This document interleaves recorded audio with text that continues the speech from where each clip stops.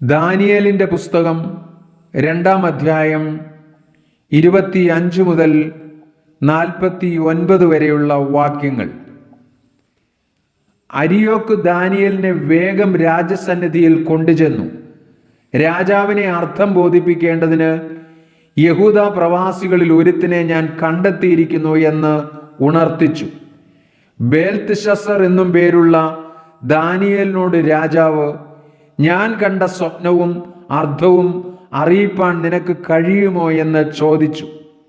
Daniel രാജസന്നിധിയിൽ ഉത്തരം ബോധിപ്പിച്ചത്, രാജാവ് ചോദിച്ച ഗുപ്തകാര്യം വിദ്വാൻമാർക്കും ആഭിചാരകന്മാർക്കും മന്ത്രവാദികൾക്കും ശകുനവാദികൾക്കും രാജാവിനെ അറിയിപ്പാൻ കഴിയുന്നതല്ല. എങ്കിലും രഹസ്യങ്ങളെ വെളിപ്പെടുത്തുന്ന ഒരു ദൈവം സ്വർഗത്തിലുണ്ട്. അവൻ ഭാവി കാലത്ത് സംഭവിപ്പാനിരിക്കുന്നത് നെബൂഖദ്നേസർ രാജാവിനെ അറിയിച്ചിരിക്കുന്നു. സ്വപ്നവും പള്ളിമെത്തയിൽ വെച്ച് തിരുമനസ്സിലുണ്ടായ ദർശനങ്ങളും ആവിത്. രാജാവേ, ഇനിമേൽ സംഭവിപ്പാനിരിക്കുന്നത് എന്തെന്നുള്ള വിചാരം പള്ളിമെത്തയിൽ വെച്ച് തിരുമനസ്സിലുണ്ടായി. രഹസ്യങ്ങളെ വെളിപ്പെടുത്തുന്നവൻ സംഭവിപ്പാനിരിക്കുന്നത് അറിയിച്ചുമിരിക്കുന്നു. എനിക്കോ ജീവനോടിരിക്കുന്ന യാതൊരുത്തിനേക്കാളും അധികമായ ജ്ഞാനമൊന്നും ഉണ്ടായിട്ടല്ല. രാജാവിനോട് അർത്ഥം ബോധിപ്പിക്കേണ്ടതിനും തിരുമനസ്സിലെ വിചാരം തിരുമനസ്സുകൊണ്ട് അറിയേണ്ടതിനുമത്രേ ഈ രഹസ്യം എനിക്ക് വെളിപ്പെട്ടിരിക്കുന്നത്. രാജാവ് കണ്ട ദർശനമോ വലിയൊരു ബിംബം, വലിപ്പമേറിയതും വിശേഷ ശോഭയുള്ളതുമായ ആ ബിംബം തിരുമുമ്പിൽ നിന്നു. അതിൻ്റെ രൂപം ഭയങ്കരമായിരുന്നു. ബിംബത്തിൻ്റെ തല തങ്കം കൊണ്ടും നെഞ്ചും കൈയും വെള്ളി കൊണ്ടും വയറും അരയും താമ്രം കൊണ്ടും തുട ഇരുമ്പുകൊണ്ടും കാൽ പാതി ഇരുമ്പുകൊണ്ടും പാതി കളിമണ്ണ് കൊണ്ടും ആയിരുന്നു.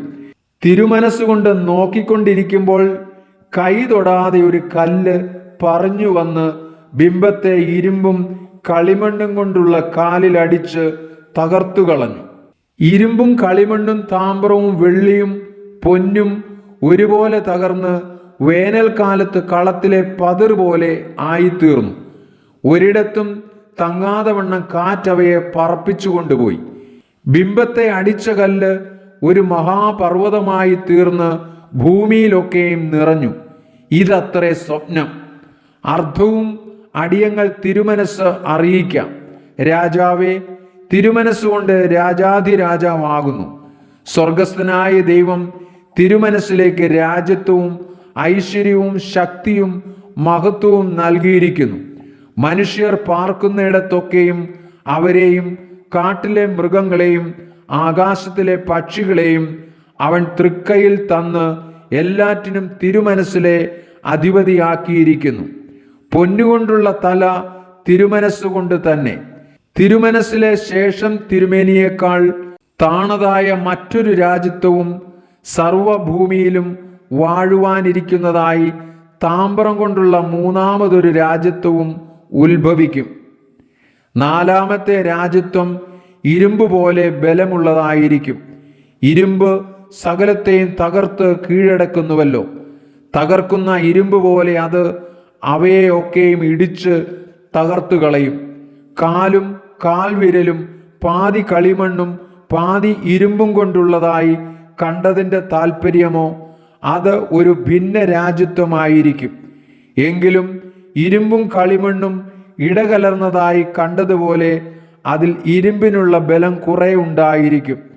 കാൽവിരൽ പാതി ഇരുമ്പും പാതി കളിമണ്ണും കൊണ്ട് ആയിരുന്നതുപോലെ രാജ്യത്വം ഒട്ട് ബലമുള്ളതും ഒട്ട് ഉടഞ്ഞു പോകുന്നതുമായിരിക്കും.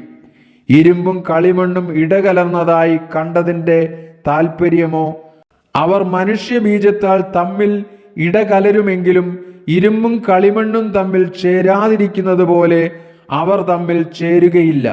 ഈ രാജാക്കന്മാരുടെ കാലത്ത് സ്വർഗസ്ഥനായ ദൈവം ഒരു നാളും നശിച്ചു പോകാത്ത ഒരു രാജ്യത്വം സ്ഥാപിക്കും. ആ രാജ്യത്വം വേറെ ഒരു ജാതിക്ക് ഏൽപ്പിക്കപ്പെടുകയില്ല. അത് ഈ രാജ്യത്വങ്ങളെയൊക്കെയും തകർത്ത് നശിപ്പിക്കുകയും എന്നേക്കും നിലനിൽക്കുകയും ചെയ്യും. കൈ തൊടാതെ ഒരു കല്ല് പർവ്വതത്തിൽ നിന്ന് പറഞ്ഞു വന്ന് ഇരുമ്പും താമ്രവും കളിമണ്ണും വെള്ളിയും പൊന്നും തകർത്തു കളഞ്ഞതായി കണ്ടതിൻ്റെ താല്പര്യമോ? മഹാദൈവം മേലാൽ സംഭവിപ്പാനുള്ളത് രാജാവിനെ അറിയിച്ചിരിക്കുന്നു. സ്വപ്നം നിശ്ചയവും അർത്ഥം സത്യവുമാകുന്നു. അപ്പോൾ നെബൂഖദ്നേസർ രാജാവ് സാഷ്ടാംഗം വീണ് ദാനിയേലിനെ നമസ്കരിച്ചു. അവന് ഒരു വഴിപാടും സൗരഭ്യവാസനയും അർപ്പിക്കണമെന്ന് കൽപ്പിച്ചു. രാജാവ് ദാനിയേലിനോട്, നീ ഈ രഹസ്യം വെളിപ്പെടുത്തുവാൻ പ്രാപ്തനായതുകൊണ്ട് നിങ്ങളുടെ ദൈവം ദൈവാധിദൈവവും രാജാധികർത്താവും രഹസ്യങ്ങളെ വെളിപ്പെടുത്തുന്നവനുമാകുന്നു സത്യമെന്ന് കൽപ്പിച്ചു.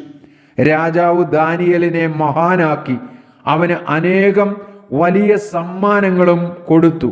അവനെ ബാബേൽ സംസ്ഥാനത്തിനൊക്കെയും അധിപതിയും ബാബേലിലെ സകല വിദ്വാൻമാർക്കും പ്രധാന വിചാരകനും ആക്കി വെച്ചു. ദാനിയേലിന്റെ അപേക്ഷ പ്രകാരം രാജാവ് ശദ്രക്കിനെയും മേശക്കിനെയും അബേദ്നെഗോവയെയും ബാബേൽ സംസ്ഥാനത്തിലെ കാര്യാദികൾക്ക് മേൽവിചാരകരാക്കി.